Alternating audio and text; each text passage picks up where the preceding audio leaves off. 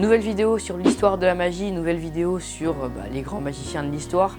Donc d'ailleurs je vous mets la playlist sur l'histoire de la magie, donc où il y a toutes les vidéos, je vous la mets dans le petit i. Et je rajouterai celle-ci du coup.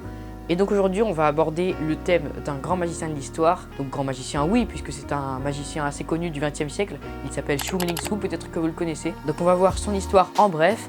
Et puis on va résumer sa vie, son parcours, ce pourquoi il est connu. Et puis écoutez, je fais pas trop durer l'intro, on commence directement par la vidéo. C'est parti. Pour commencer, il est né en 1861 à New York, donc aux États-Unis, et son vrai nom c'est William Ellsworth Robinson. Très jeune, à l'âge de 14 ans, il joue déjà son premier spectacle de magie sous le nom de Robinson l'homme des mystères. 10 ans après, en 1887, il joue un autre spectacle, cette fois sous le nom de Ahmed Ben Ali, un nom qu'il tire d'un magicien allemand qui lui s'appelait Ben Ali Bey, mais bon, à l'époque cette ressemblance passe totalement inaperçue. 10 ans encore après, en 1896, Robinson joue ses spectacles pour des grands magiciens comme Harry Keller ou Alexander Herman, mais après la mort de Herman, notre magicien a donc 35 ans et décide enfin de se débrouiller seul. Il découvre alors un défi lancé par un magicien chinois surnommé Xing Ling Fu. Ce défi, c'est de réussir à reproduire les illusions de Xing Ling Fu, mais ce grand magicien refuse la participation de Robinson pour une raison qui est peu importante et qui ne nous intéressera pas aujourd'hui, mais toujours est-il qu'il refuse sa participation. En 1900, Robinson a alors 39 ans et il apprend qu'on est à la recherche d'un magicien chinois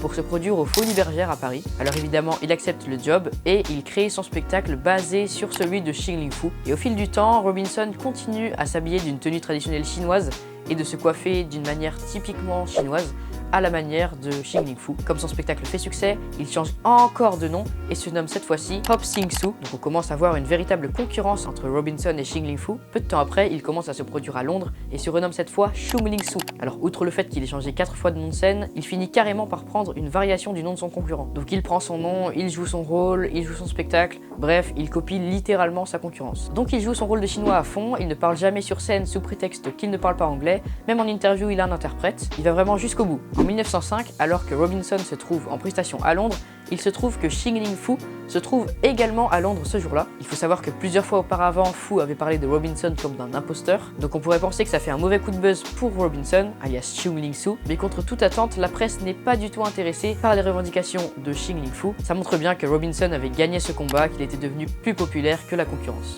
On aborde maintenant la partie de sa vie qui est malheureusement la plus connue et qui est en fait sa mort. Il avait l'habitude de réaliser sur scène un tour de magie qui s'appelait The Bullet Coach, donc en français la prise de balle, c'est-à-dire qu'un assistant de Robinson lui tirait une balle dessus et l'illusion faisait que le magicien semblait attraper la balle en vol et sans se faire tuer. Le secret résidait dans un mécanisme à l'intérieur du fusil qui faisait que la poudre dans le canon ne s'enflammait pas et ne faisait donc pas partir la balle. Sauf que le 23 mars 1918, lors d'une représentation à Londres, des résidus de poudre dans le canon s'enflamment et font partir la balle en plein dans le poumon de Robinson. À ce moment-là, il s'écroule et indique en quelques mots à ses assistants de clôturer la séance. Ce qui est incroyable, c'est que ces quelques mots sont strictement les seuls qu'il ait prononcés en anglais durant ce spectacle. Alors évidemment, les gens sont choqués, mais ils sont tout aussi choqués d'apprendre que Xu Ling Su n'est en réalité pas chinois, mais bien américain, qu'il parle en réalité très bien anglais, et tous les autres trucs qui sont cachés au public. Son histoire reste époustouflante et on en parle encore aujourd'hui, donc c'est la preuve que c'est vraiment un grand magicien de l'histoire.